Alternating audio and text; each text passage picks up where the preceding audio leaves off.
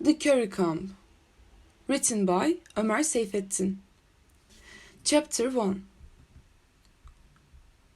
I shall remember that summer as long as I live. I was 8 years old, and my brother Hassan was a year younger than me. Every day we played together in the stable yard under the shade of the willow trees. Even now I can still hear the sad sound of the stream which flowed through the soft green meadow nearby. My mother was in Istanbul for the summer, and my father was at work all day. So my brother and I spent all our time with Dadaru.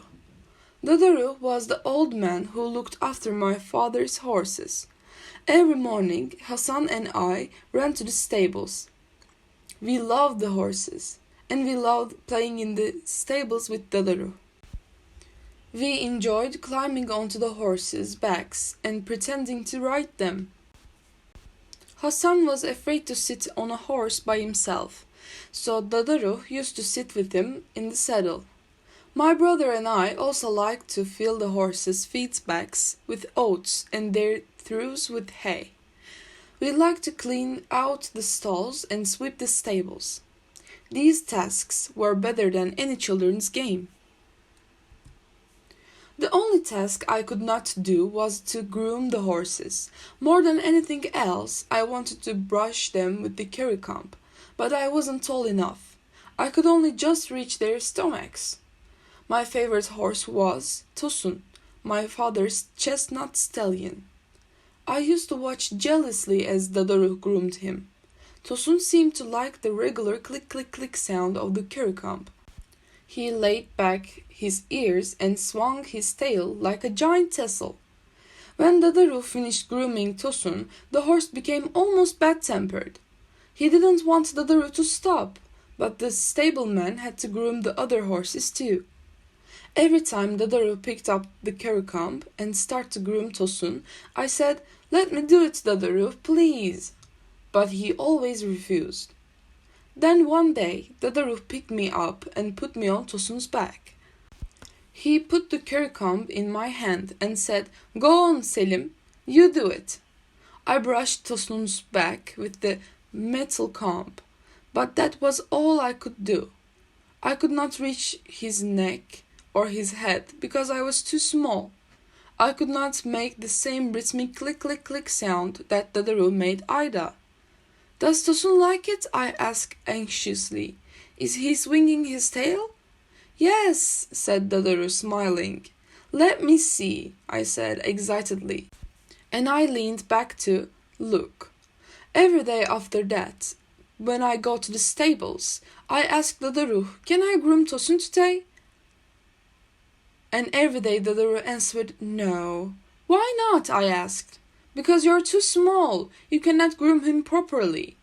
"But I will be able to do it one day, won't I?" "One day you're taller." "When will I be tall enough?" I persisted. "When you are as tall as the horses," replied Dadaru. That seemed a long time to wait. Chapter 2. One morning I was at home by myself. Dadaru and Hassan were by the stream in the meadow. I was alone. I could groom the horses and no one would know. I ran to the stables to find the currycumb. I went to Dadaru's windowless little room in the corner of the stables. I looked for the currycumb on his shelves. I looked for it between the saddles, but I couldn't find it anywhere. Then I saw a little green box under Dadaru's bed. I opened it, and inside was a brand new silver currycumb. I grabbed it and ran to Tosun's stall. I was very excited. I tried to brush the stallion's stomach, but he wouldn't stand still. It must hurt him, I thought. I looked at the teeth of the shiny new currycumb. They were very sharp, so I rubbed them against the hard stone wall of the stables to dull them a little. Then I tried to brush the other horses, but they didn't like it either. I got very angry. Why won't the horses let me groom them? This currycumb is useless, I thought. I picked up a big rock and started to hit the currycumb with it. The teeth broke. In my anger, I threw the currycumb into the water. It lay there broken and unused. Later that same day, I was playing in the stables. Hassan was in the house with our maid Pervin. My father was also in the stables, looking at the horses. I saw him walk by the water through. He looked down, and my heart sank. He picked up the broken currycumb and strode angrily into the stable yard. "Dadaru, come here!" he shouted. I felt very afraid. Dadaru was surprised to see the broken currycumb. "Who broke it?" demanded my father. "I don't know," said Dadaru. My father turned to me, and before he could say another word, I said, "Hassan broke it." "Hassan?" he asked in surprise. "Yes, yesterday when Dadaru was sleeping, Hassan went into his room and took the currycumb. Later, he threw it against the stable wall and it broke. Why didn't you tell Dadaru? He was sleeping." "Go and tell Hassan to come here immediately," my father ordered. Chapter 3. I walked through the stable-yard gate and then ran to the house as fast as I could. "Hassan, father wants to see you," I shouted. Hassan didn't know anything was wrong, so he came running after me quite happily. My father was very strict. One glance from him was enough to frighten us. "Hassan, I have something to ask you, and if you lie, I'll beat you," he said sternly. "I never lie," replied Hassan. "What's wrong?" "Why did you break this currycumb?" Hassan looked with surprise at the comb in Dadaru's hand. He shook his head. "I didn't break it, father. I've never seen it before." "Don't lie to me, Hassan. It wasn't me. I didn't break it. Tell me the truth," said my father, "and I won't be angry with you. It's a terrible thing to lie." "But father, it is the truth. I didn't break the currycumb." My father became more and more angry. "You shameless liar," he yelled, and slapped Hassan in the face. "Take him to the house. Don't ever let him come to the stables again," my father shouted. "He can sit in the house with Pervin." Dadaru picked up my crying brother in his arms and carried him to the house. From then on, I always played by myself in the stables. Hassan was a prisoner in the house. My father never forgave him, not even after my mother came home. He called my brother a liar. Hassan started to cry every time he remembered my father's beating. My mother never imagined that I broke the currycumb and then blamed Hassan for it. She never imagined that I could tell such a terrible lie. "Dadaru probably let the horses step on it," she said. Chapter 4. The following summer, my mother returned to Istanbul, and Hassan and I stayed at home with father.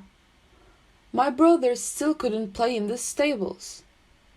Every night in bed, he asked me about the horses. "Did you feed the horses today? How big are the colts now?" Then one day, Hassan got sick, and my father called the doctor. After examining Hassan, the doctor told us, "It's diphtheria." Dadaru was very quiet, and Pervin began to cry. "What's wrong, Pervin?" I asked. "Your brother is ill." "But he will get better soon, won't he?"